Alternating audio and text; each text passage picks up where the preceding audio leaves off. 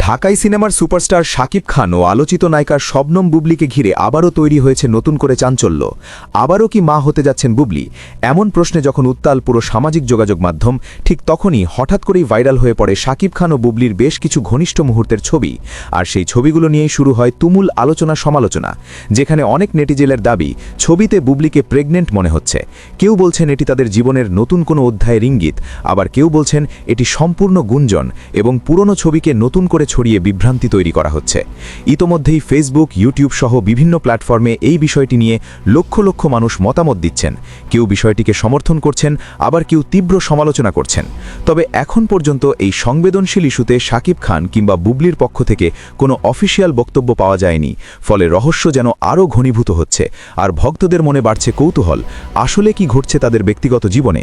এটি কি সত্যিই নতুন কোনো সুখবর, নাকি শুধুই গুঞ্জন? ঠিক এমন উত্তেজনাকর পরিস্থিতির মধ্যেই ঘটনাটি নেয় নাটকীয় মোড়, যখন শাকিব খানের প্রথম স্ত্রী অপু বিশ্বাস সামাজিক যোগাযোগ মাধ্যমে লাইভে এসে বিস্ফোরক মন্তব্য করেন। লাইভে দেখা যায় তিনি অত্যন্ত আবেগপ্রবণ ও ভেঙে পড়া অবস্থায় কথা বলছেন। কাঁদতে কাঁদতে তিনি সরাসরি অভিযোগ করেন যে বুবলির কারণেই তার সুন্দর সংসার ভেঙে গেছে। তিনি বলেন, আমাদের ছোট্ট সংসারটা খুব সুন্দর ছিল, কিন্তু সেটি নষ্ট হয়ে গেছে এবং শাকিব খানকে তার কাছ থেকে দূরে সরিয়ে নেওয়া হয়েছে। তার এই আবেগঘন বক্তব্য মুহূর্তের মধ্যেই ভাইরাল হয়ে পড়ে এবং নতুন করে উত্তাল হয়ে ওঠে নেট দুনিয়া। অনেকেই অপু বিশ্বাসের পাশে দাঁড়িয়ে সহানুভূতি প্রকাশ করছেন, আবার অন্য একটি অংশ মনে করছেন পুরনো বিষয়গুলো সামনে এনে আবারও বিতর্ক তৈরি করা হচ্ছে। ফলে পুরো বিষয়টি এখন শুধুই একটি সম্পর্কের গল্প নয়, বরং এটি হয়ে উঠেছে বিনোদন জগতের অন্যতম আলোচিত ইস্যু, যেখানে মিশে আছে ভালোবাসা, বিচ্ছেদ, অভিযোগ এবং গুঞ্জনের নানা স্তর। সব মিলিয়ে শাকিব খান, বুবলি এবং অপু বিশ্বাসকে ঘিরে এই মুহূর্তে যে পরিস্থিতি তৈরি হয়েছে, তা যেন এক রহস্যময় অধ্যায়ে রূপ নিয়েছে। আর এখন সবার নজর একটাই জায়গায়, এই ঘটনার সত্যতা কি? আদৌ কি বুবলি আবার মা হতে যাচ্ছেন, নাকি এটি শুধুই সামাজিক যোগাযোগ মাধ্যমে ছড়ানো একটি গুঞ্জন? আর এর সঠিক উত্তর জানতে ভক্তদের অপেক্ষা করতে হবে শাকিব খান কিংবা বুবলির পক্ষ থেকে আনুষ্ঠানিক কোনো বক্তব্য আসা পর্যন্ত। সাম্প্রতিক একটি ঘটনা আমাদের প্রত্যেকটা মানুষের মনের ভেতরে অনেকভাবে নাড়া দিচ্ছে। যদিও এটা বলিউডের, বাট সে যেহেতু একজন মিডিয়ার পার্সন, একজন নায়ক, সেই জায়গা থেকেই আমার কথাটা বলা। আমি বলতে চাচ্ছি, আমাদের বিগত 4 মাস হয়ে যাচ্ছে আমরা সবাই ঘরে বসে আছি। বিশেষ করে আমরা যারা মিডিয়ার মানুষ, আমরা কাজ থেকে দূরে আছি এবং আমরা আমাদের ভবিষ্যৎ সত্যিই বলতে পারছি না। কবে শুরু হবে কাজ, কিভাবে শুরু হবে, কিভাবে আমরা আমাদের নিজেদেরকে নিজেদের জায়গা থেকে অগ্রসর করতে পারবো, আমরা কেউই বলতে পারছি না। তবে সত্যি কথা বলতে গেলে কি, এইটাতে ভেঙে পড়ার, হাই হুতাশ করার কিচ্ছু নেই।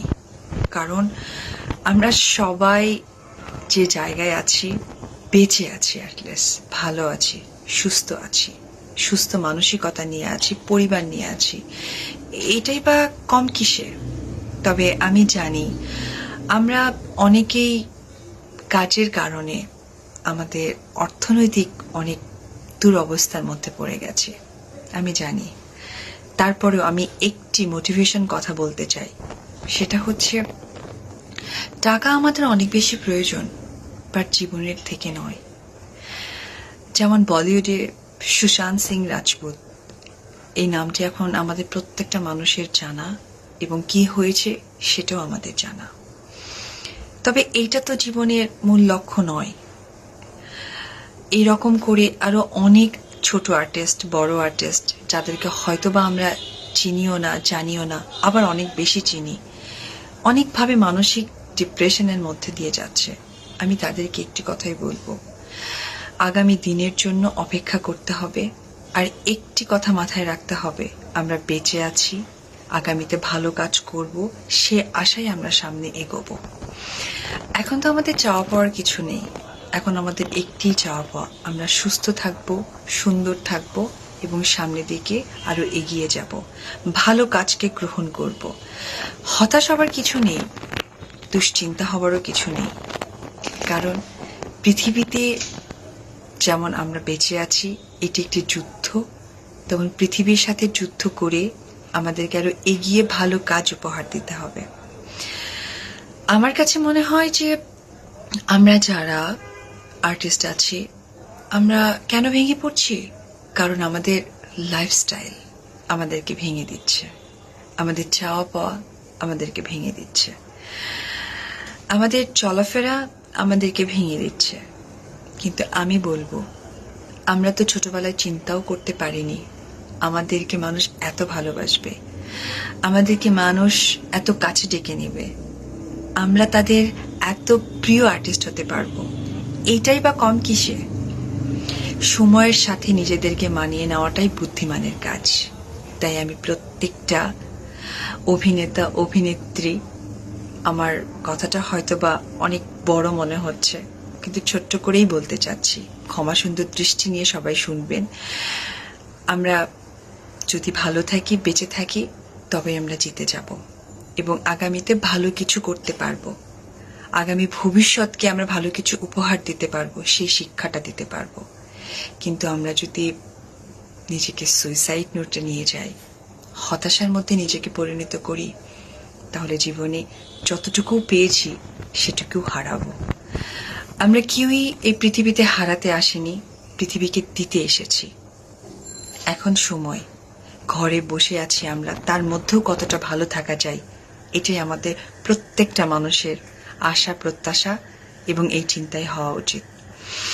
তাই আমার এই কথাগুলো যদি আপনাদের মনে একটুও জায়গা করে থাকে, তাহলে সবাই নিজ নিজ জায়গা থেকে অনেক ভালো থাকবেন, অনেক হ্যাপি থাকবেন। আর যদি কারো খারাপ লেগে থাকে, তাহলে এর জন্য অনেক অনেক অনেক সরি। সো দর্শক, আজকের এই ভিডিওটি এই পর্যন্তই। যদি ভিডিওটি ভালো লেগে থাকে তাহলে ভিডিওতে একটি লাইক, একটি কমেন্ট আর অবশ্যই চ্যানেলটি সাবস্ক্রাইব করতে ভুলবেন না।